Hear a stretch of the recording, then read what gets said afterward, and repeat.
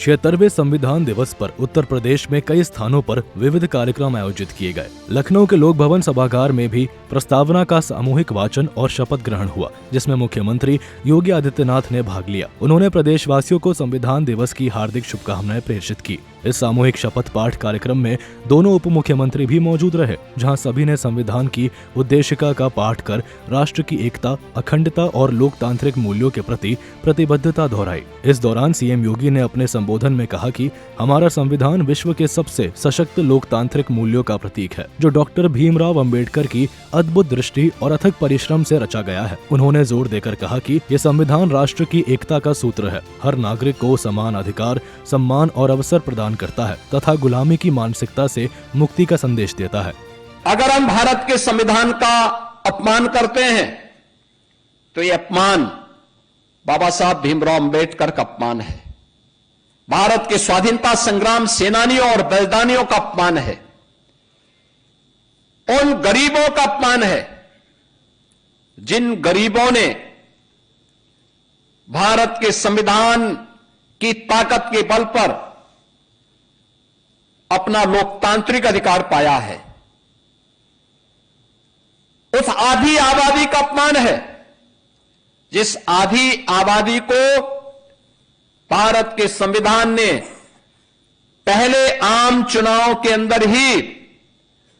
मत देने का अधिकार प्रदान कर दिया था। दुनिया के अंदर ऐसा नहीं था। दुनिया के अंदर आधुनिक लोकतंत्र का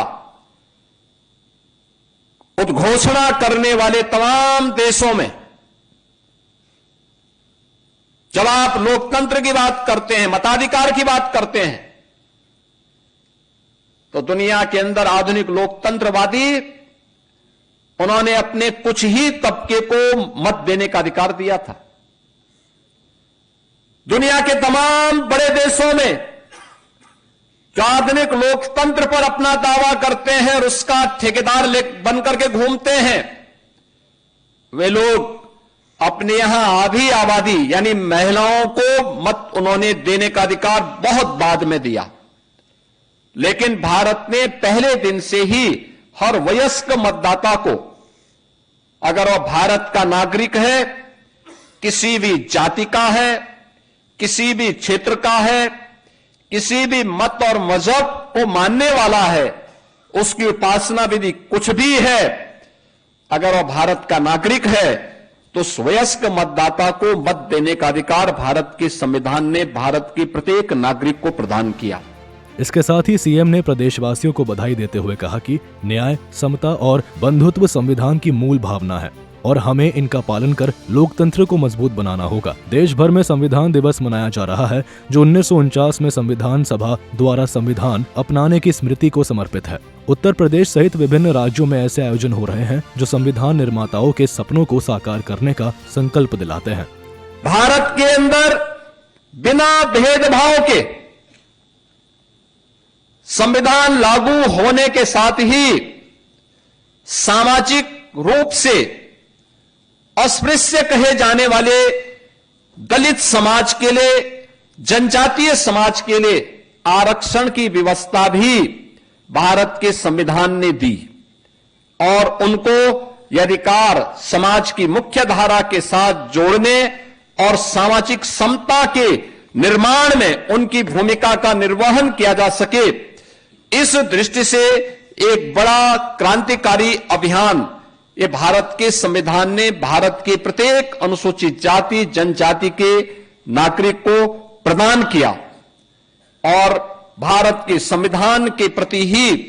उन भावनाओं को आगे बढ़ाने के लिए आज नया भारत उस दिशा में तेजी के साथ आगे बढ़ा है। कर्तव्यों के निर्वहन की बात, उसमें नागरिक कर्तव्य वहीं पे आता है,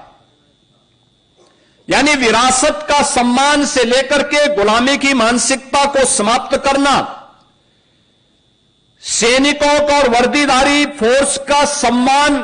देने के साथ ही सामाजिक एकता और समता के लिए कार्य करने के साथ ही नागरिक कर्तव्य हमारे लिए उतना ही महत्वपूर्ण है। हम जिस क्षेत्र में काम कर रहे हैं, एक छात्र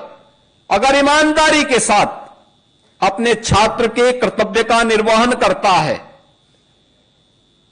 तो मान करके चलिए कि भारत के संविधान को सम्मान कर रहा है। मुख्यमंत्री ने डॉक्टर भीमराव अंबेडकर को श्रद्धांजलि देते हुए कहा कि भारतीय संविधान न सिर्फ दुनिया का सबसे जीवंत दस्तावेज है, बल्कि यह हर नागरिक को समानता, न्याय और बंधुत्व का अधिकार देता है। उन्होंने सभी प्रदेशवासियों से संविधान के मूल्यों को जीवन में उतारने और लोकतंत्र को और मजबूत करने का आह्वान किया।